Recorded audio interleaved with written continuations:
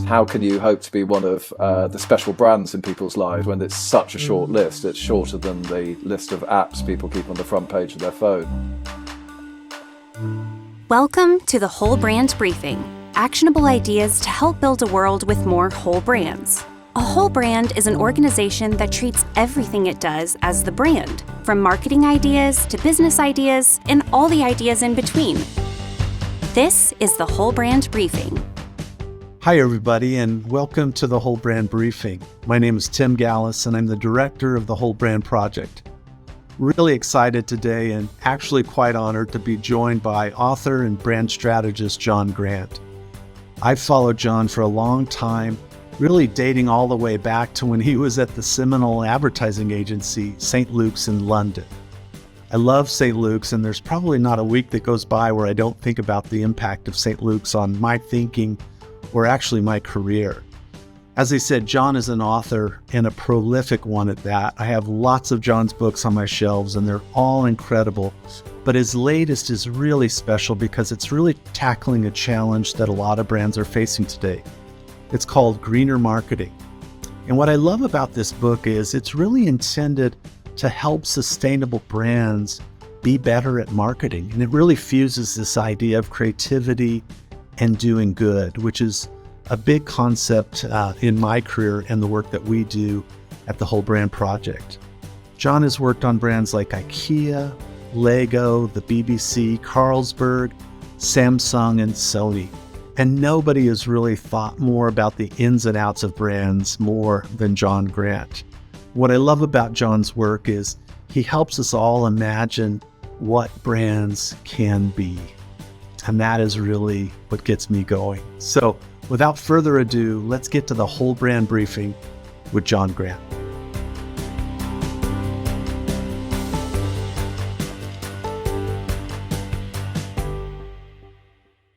I want to start with a question that we ask everybody.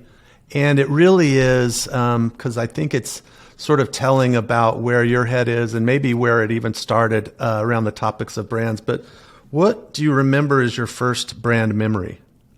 There are probably earlier ones, but the one that stands out to me was a red Adidas tracksuit, which became like my second skin for about a year. I kind of, luckily it was made of something like polyester, so I could wear it at every moment. Back when I worked with Coca-Cola, actually, one of the projects I worked with them on was about branding the company. And I said that brands like, we talked about Adidas, brands like that are identity trump cards. They're symbols that we play into our social dealings. But an organization has a brand that's more like the story of your tribe, and it has a past, a future, some kind of vector between that, some competitors, a current leadership.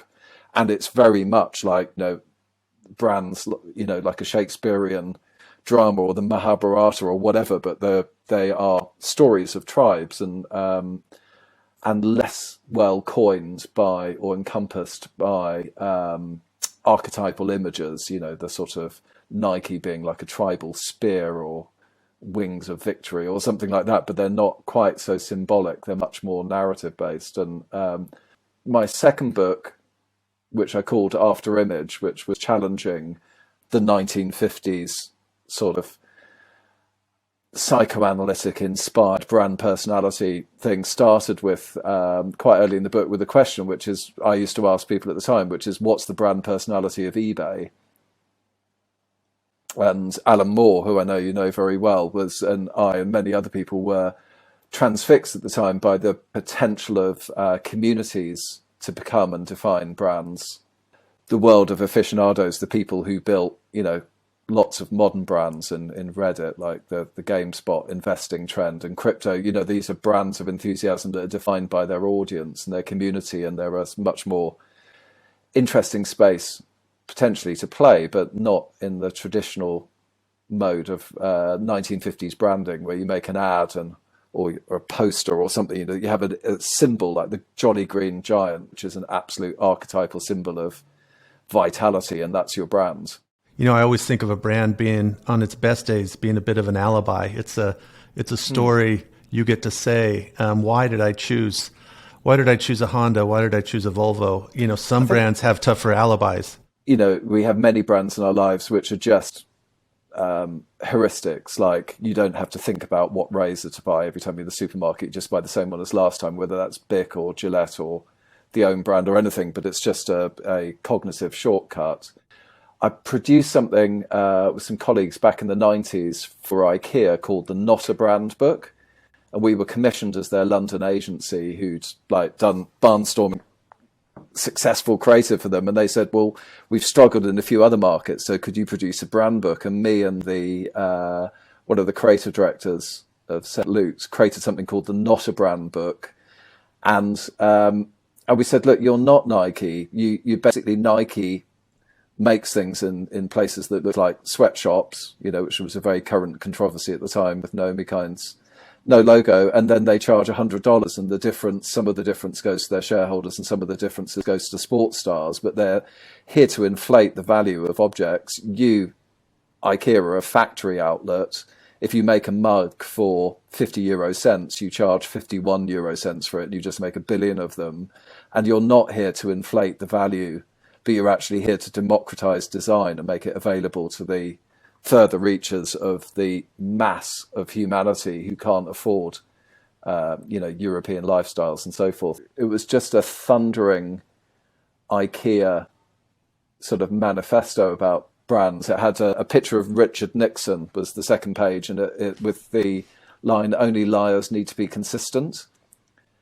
And it produced an effect. I worked years later with IKEA in North America, and I found that the country manager of Canada had a bootleg copy of this. It was never adopted as an official thing, but people photocopied it and shared it. And the core question that we asked, because we've been asked to do something that helped other markets be effective, and we just said, just ask one question, which is this us? Because IKEA has such a strong culture and ideology and mission that there's no need to put a gloss around it like Chanel would, where you're handed the manual and you're not allowed to spoil the brand by doing anything renegade. And you've got one creative director. They've got 100,000 creative directors or more these days and 100,000 CEOs. And they have a really strong culture, which I think is what appealed to me about your whole brand project, is that certainly the minority of companies that really have brands and really have cultures don't need so many of these crutches to formulate what they do, and they're able to respond authentically and actually change over time. When you hear the concept whole brand, and just the idea of holistic brand, what does that conjure up to you? What does it mean to you, without leading the witness too much? There's several connections I immediately made with it, and there were things that I realized at different times. So I was very influenced way back in the 90s. There was a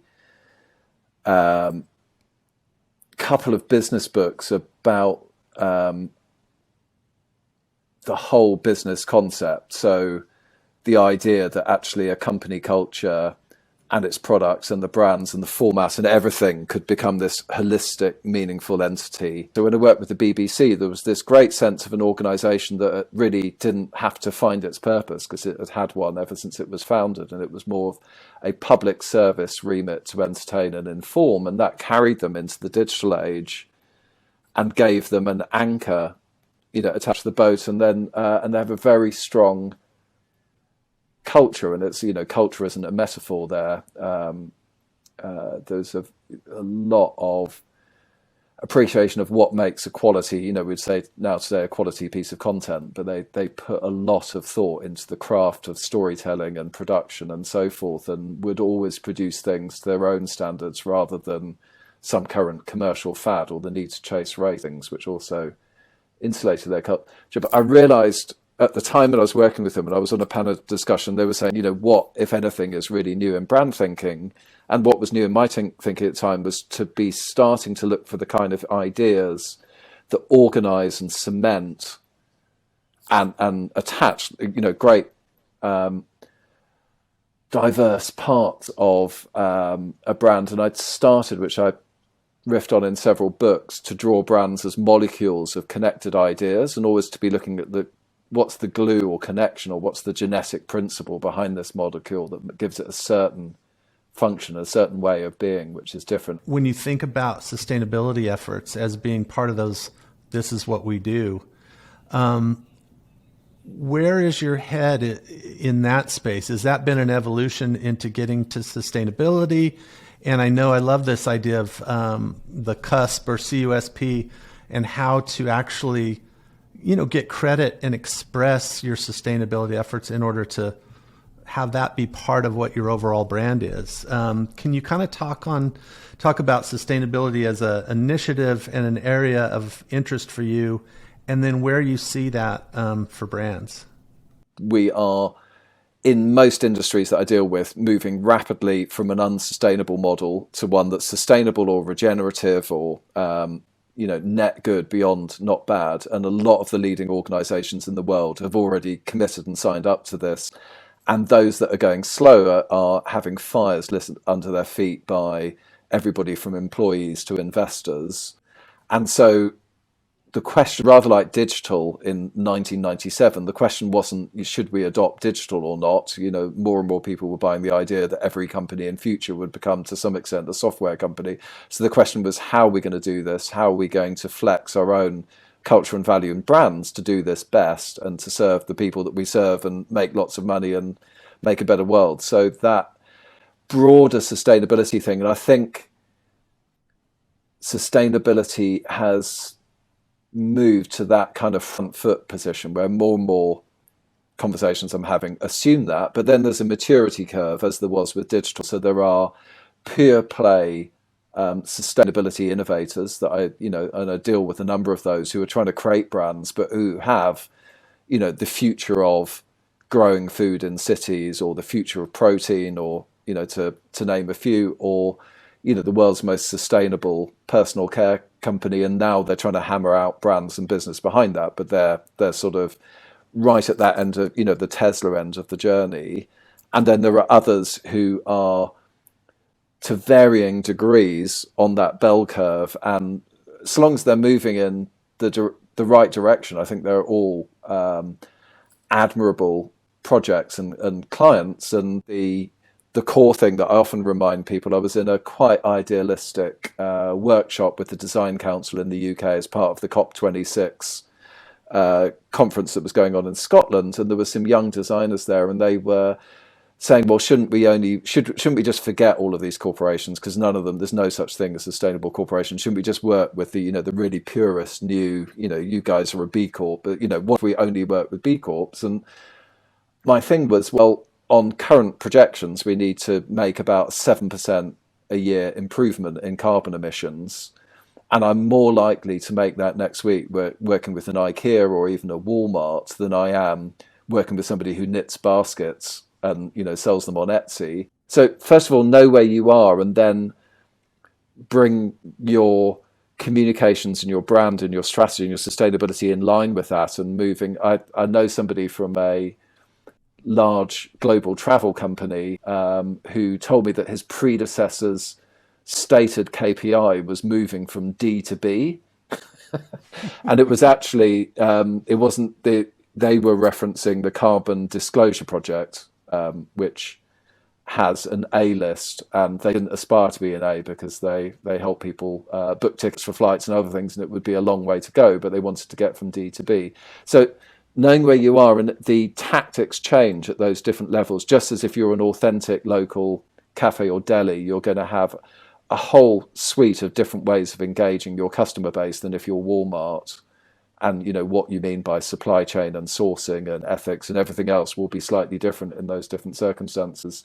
And then making sure that your marketing program, which is driving and bringing consumers and suppliers and everybody with you, is appropriate for being at that level and is ambitious enough to to drive forward and make a difference, and isn't just sort of I think that's one thing I've noticed recently, is that hanging back seems less of an option than it did 5 years ago. Everybody 5 years ago was so worried about greenwash and so concerned with other things that they thought modesty, particularly I've worked endlessly with companies in Finland and Sweden and Holland as well, where people are kind of, oh, we should just do it and we shouldn't boast about it. And it's, it's sort of quite a Calvinist North European view that you shouldn't take credit for your good actions, that you should quietly work for the village and so forth. And actually, if we're going to rally and bring everybody with us, maybe we do need to make a bit more noise and engagement and communication and community and things like that. So I think people have woken up to that a bit. It's interesting because I think that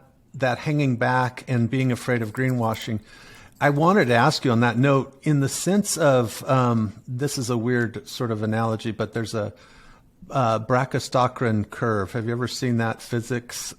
Where basically they drop a ball, and the theory is, well, if you drop a ball, the fastest way from A to B is just a straight line. But in fact, the Brachistochrone curve is there's a little curve at the bottom as the ball drops, and it gains momentum, and it will get to the end faster than the straight line. And I was thinking about that through this idea of brands that are telling the world their agenda, and then using actions along that way to create momentum until they get there, versus waiting until it's all done and then revealing where they've been, or never revealing where they've been. But the idea of, Patagonia in a way has told the world where they're going.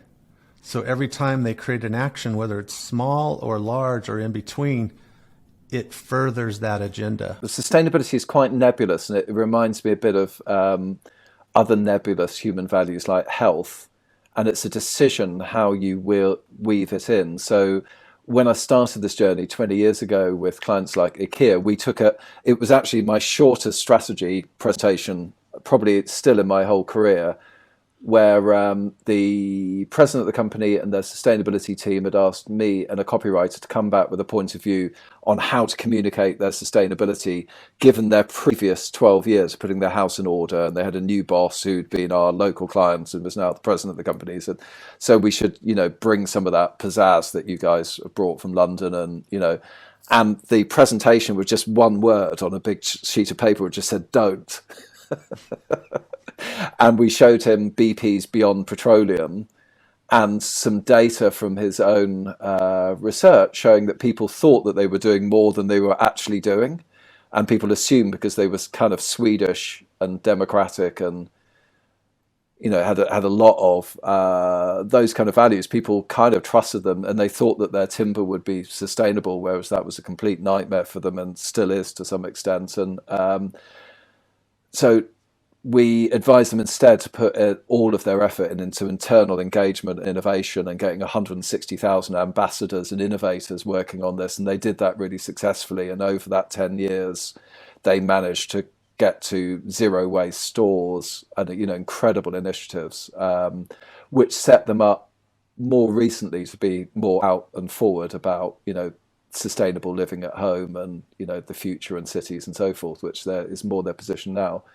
I used to, in that time, I was one of, very early on the sort of either the marketing circuit talking about sustainability or the sustainability circuit talking about marketing. And in both cases, I used to do this big reveal and say, what's the world's most sustainable company? And I used to show eBay and just say, look, this has in the last year saved this many tons of American goods from landfill because it's created a market for secondhand goods. And in fact, secondhand clothes last year on eBay were growing at 1,200% in the UK. And they've always been a channel for that. They've never made a particular play of being, virtuously sustainable in the way that health food stores and, and co-ops and indeed outdoor clothing companies have played on it, because it didn't suit them. People can have a passion for collecting and a sort of bargain hunting, almost Stone Age instinct and enjoyment of eBay. And the founders who went on to start the Skull World Forum, and Pierre Omidyar has funded loads of charities, were very idealistic about why they were doing this, but they couldn't see an advantage to making that the front and center of their brand. And, and the company still hasn't. And it gives them, I think, more kudos and credibility. When you're brought into an organization, into a brand, when you're looking around and when you're getting a feel for what the challenges are, do you start to have a sense of what might be missing? And anything along the ideas of, sometimes when I'm looking at a brand, I see that there's a core idea, there's a driving force missing, there's a story, obviously culture, but do you start to have a feel for what might be those barriers or what might be missing in order to get to something more holistic?